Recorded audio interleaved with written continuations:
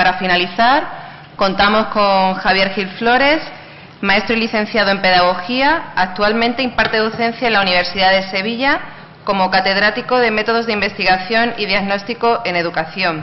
Ha sido investigador principal en muchos proyectos llevados a cabo por la Administración Educativa Andaluza relacionados con la evaluación del aprendizaje. Tu turno. Gracias. Bien, buenas tardes. En primer lugar, mi agradecimiento al INE por invitarnos a participar en el análisis de estos datos y también por las facilidades que nos han dado para llevar a cabo esa tarea. Mi trabajo se ha centrado sobre los contextos desfavorecidos, sobre en qué momento estamos trabajando con alumnado que tiene carencias de nivel socioeconómico y cultural y de qué manera pues se configuran esos contextos y de qué forma se atiende en la educación que les proporcionamos.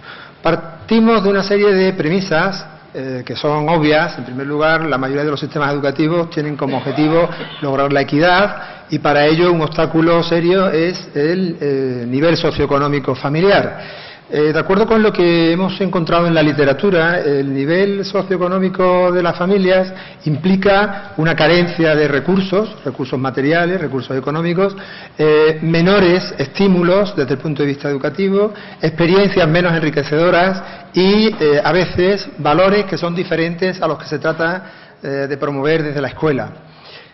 En consecuencia, en ese tipo de contextos desfavorecidos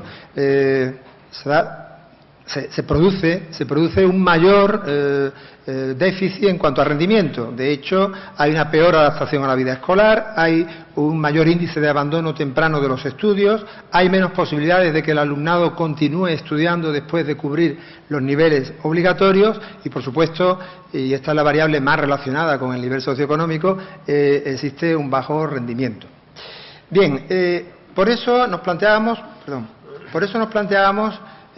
ante estas premisas, bueno, la escuela, la educación, la política educativa que se desarrolla en cualquier sistema y lo que hacen en los centros debería de alguna manera paliar o contribuir a compensar este tipo de efectos que tiene el nivel socioeconómico. De hecho, se han llevado a cabo desde el ámbito de la política educativa pues programas compensatorios, identificando determinadas zonas de actuación educativa preferente en las que se han aplicado políticas de mayor dotación de recursos, por ejemplo, de recursos personales o materiales. A nivel individual se han establecido, esto está presente en la mayoría de los sistemas educativos, sistemas de becas para compensar esas carencias del alumnado. Ha habido programas para facilitar libros, materiales escolares u ordenadores a los alumnos que asisten a los centros.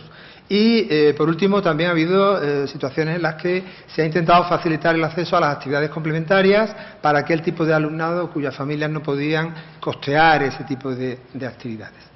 Desde el punto de vista de los centros, cuando se analiza el modo en que los centros favorecen el aprendizaje del alumnado que procede de hogares desfavorecidos, se han destacado una serie de variables.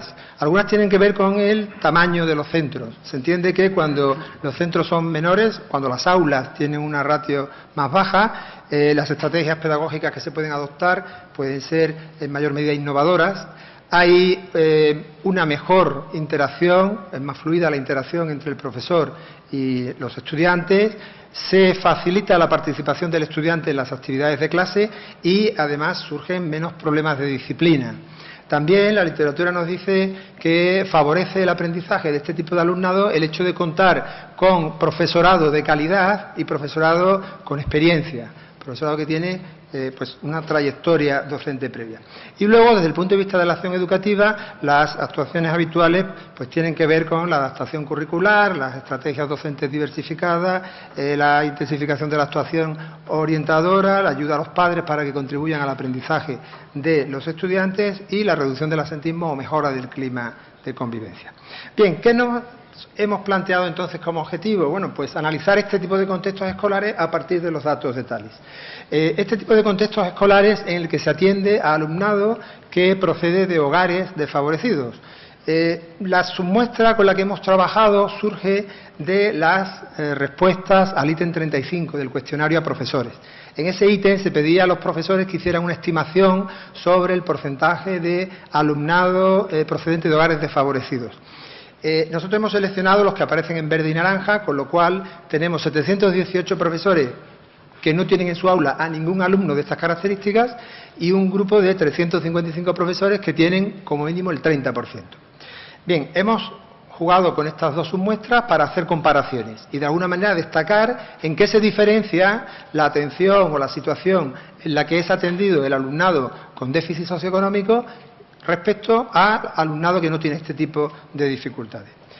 Bien, las variables consideradas son las extraídas del cuestionario de TALIS, las que tienen que ver con las características de los centros, de los grupos de clase, con las características del profesorado en cuanto a su perfil personal y profesional, su formación, desarrollo profesional o las concepciones y actitudes que tienen ante la labor que realizan y, por último, variables que tienen que ver con la actuación docente, el modo en que distribuyen el tiempo, las actividades de enseñanza que ponen en práctica y los procedimientos de evaluación que utilizan cuando tienen que comprobar cuál es el aprendizaje logrado por los estudiantes.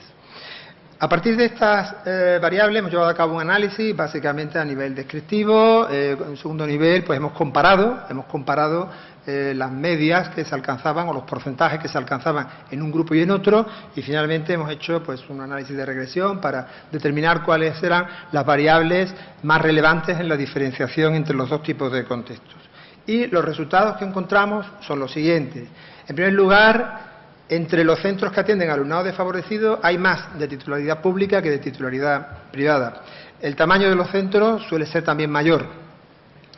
La ratio, en cambio, la ratio de alumnos por profesor es más baja y claramente hay un peor clima disciplinario en este tipo de grupos de clase. Lo más relevante aquí es la complejidad de los grupos. O sea, los grupos donde hay alumnado con déficit socioeconómico presentan otras características. Hay más alumnado con distinta lengua materna y de instrucción.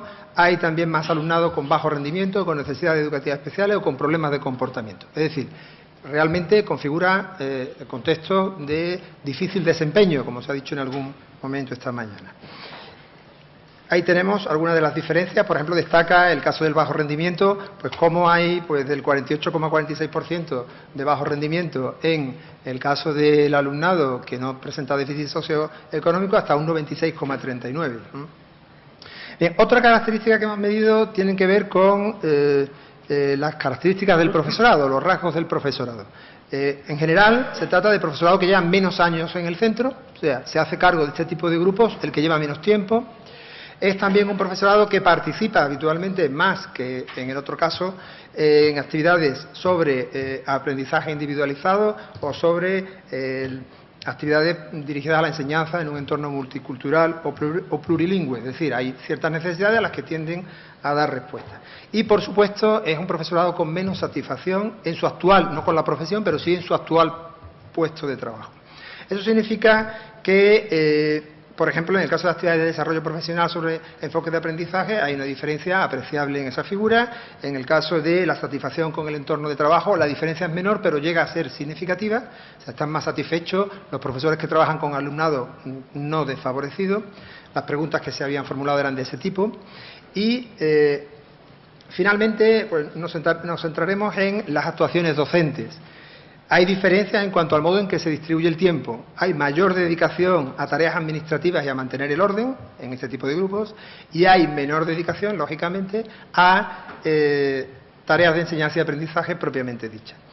Por último, en cuanto a las actuaciones docentes, este tipo de profesorado encarga con mayor frecuencia trabajos al alumnado que tiene distintos ritmos de avance en su aprendizaje. Hay una mayor utilización de las referencias a los problemas de la vida cotidiana y en el momento de la evaluación se hace un seguimiento más continuado a través de la revisión de ejercicios o cuadernos del alumnado y también otro elemento destacado es el mayor empleo de los recursos TIC en la clase.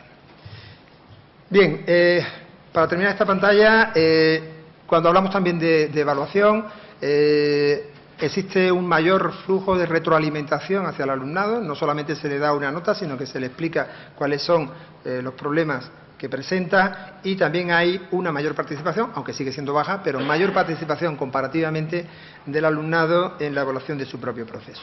Ahí tenemos algunas de las diferencias que hemos comentado. Bien, conclusiones, para terminar con la presentación de este trabajo. En primer lugar, el alumnado con déficit socioeconómico aprende en contextos escolares diferentes a otro tipo de alumnado. En esos contextos, una característica fundamental es la complejidad. O sea, cuando tenemos alumnados con un bajo nivel socioeconómico en clase, vienen apareados otros problemas, ¿no? En tercer lugar, el profesorado se esfuerza en atender a la diversidad y en hacer un seguimiento del trabajo del alumnado. Y, por último, los niveles de satisfacción de este profesorado son sensiblemente inferiores al del profesorado que trabaja en otro tipo de contexto.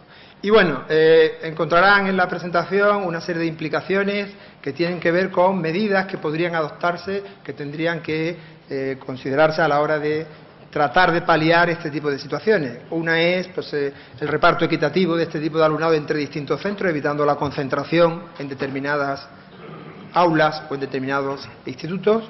El seguir con esta idea de favorecer las prácticas de atención a la diversidad.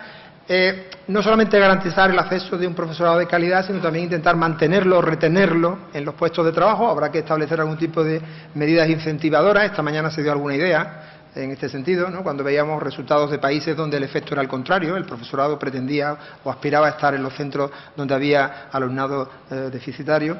Y, por último, bueno, no debemos perder de vista que la educación no es suficiente para combatir este tipo de problemas y que las desigualdades muchas veces tienen una raíz que va más allá de la propia educación y, por tanto, la intervención tiene que hacerse desde una perspectiva ecológica, implicando también a ámbitos de decisión, pues no solo educativos, sino político, económico o social.